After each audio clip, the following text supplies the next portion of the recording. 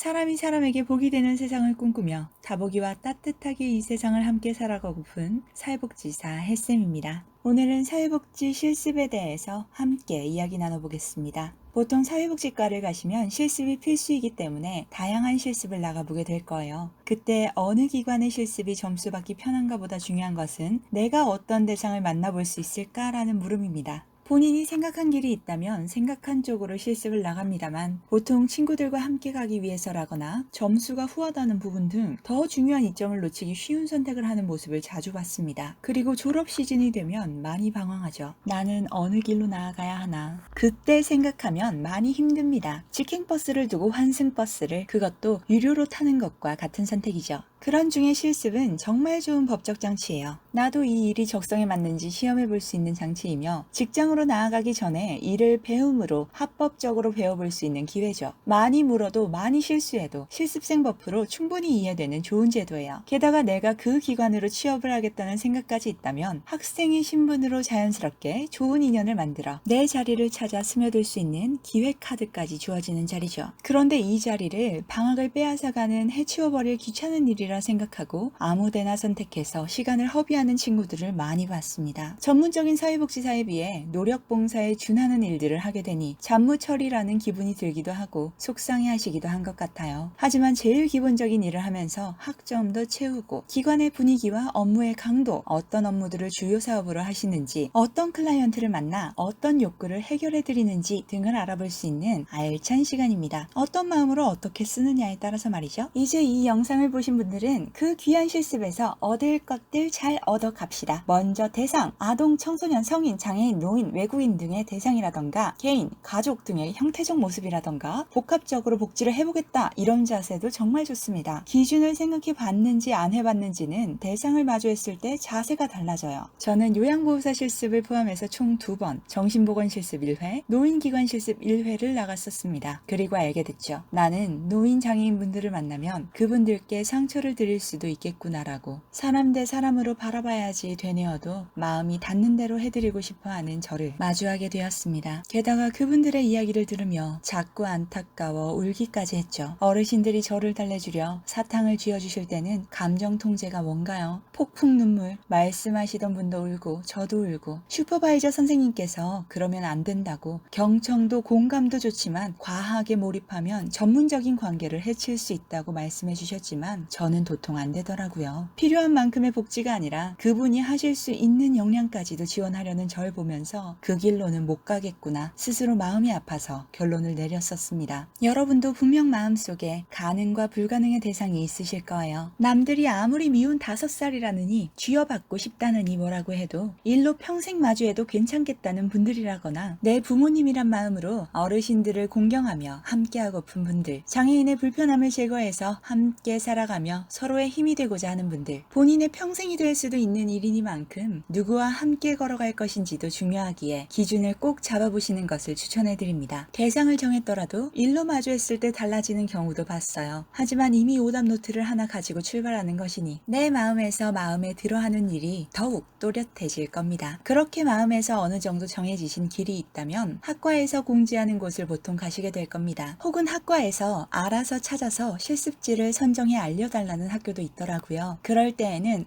한국사회복지사협회 홈페이지에서도 찾으실 수 있습니다. 또한 실습기관으로 가능한지 해당 기관에 직접 문의하는 방법도 있습니다. 하지만 이 방법은 해당 기관 담당자와 충분한 논의 후에 진행하실 수 있습니다. 기관에 따라 실습을 받는 기관과 안 받는 기관이 있을 수 있고 진행 방식 및 일정 등은 기관마다 다를 수 있기 때문이죠. 우리 지역에 어떤 기관이 있는지 모르겠다면 해당 시군구청의 사회복지 관련 부서에 문의하셔서 복지기관 리스트를 볼 수 있는 방법이 있는지 문의해 보실 수도 있습니다. 책자로 내거나 지도, 리플릿으로 발간하는 등 지역마다 약간씩 차이는 있을 수 있겠으나 어느 정도의 기본적인 기관 정보를 알 수 있을 겁니다. 물론 그 이유는 실습기관으로 문의한 것과 동일한 절차가 필요하겠죠. 그 후 기관의 실습생이 되었다면 실습 일지를 작성하게 됩니다. 양식은 결제 라인이나 기관에서 정한 양식에 따라 조금씩 차이가 있을 수 있겠으나 꾸준히 작성하여 결제라고 할 수 있는 확인을 맡아야 하는 사회생활 첫걸음의 처음의 경험이라고 할 수 있으니 소시적 일기 밀려 쓰기 기법을 발휘하기보다 꾸준히 클라이언트의 상황이나 서비스 제공 내역, 계획 등을 적어나가다 보면 점수는 물론 든든한 사회복지 실천 기록으로 자리해 줄 겁니다. 귀찮아하시기보다 내가 전문가로 나아가는 의미 있는 기초라 생각하시면서 백지복습하시듯 하루를 떠올리며 마무리 지어보시기 바랍니다. 주요 내용은 클라이언트 초기 사정, 사정에 따른 니즈 분석, 니즈 분석에 따른 서비스 제공 계획, 계획에 따른 서비스 제공 내역, 평가 및 피드백 정도의 순서가 기본적입니다. 클라이언트, 즉 대상자에 초점을 맞춰 작성하시면 보다 변화 내용을 토대로 서비스를 평가하기가 수월해집니다. 특히나 일지의 경우 사회복지사업법 시행규칙에 의거하여 필수로 이수하여야 하는 160시간을 확인하는 주요한 자료이니만큼 누락이 있어서는 안 되겠죠. 나중에 실습과 연계하여 학과 안에서 발표를 하는 수업 과정도 많으니 다양하게 챙겨갈 수 있도록 준비해 보신다면 더욱 도움이 되실 거예요. 기본적인 업무들을 하시면서 기관의 분위기와 사람 분위기를 꼭 깊게 보시고 회사 내의 복지는 어떤지, 어떤 시기에 바쁜지 등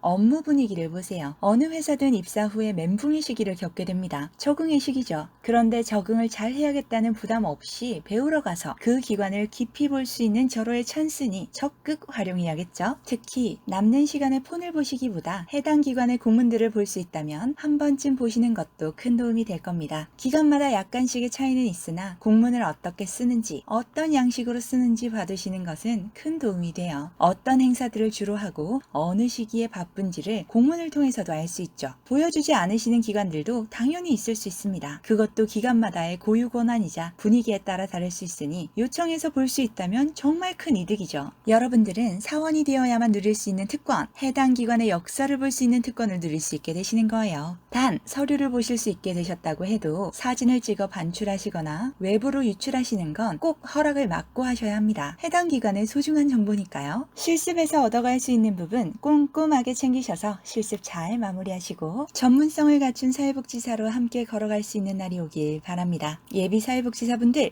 파이팅입니다.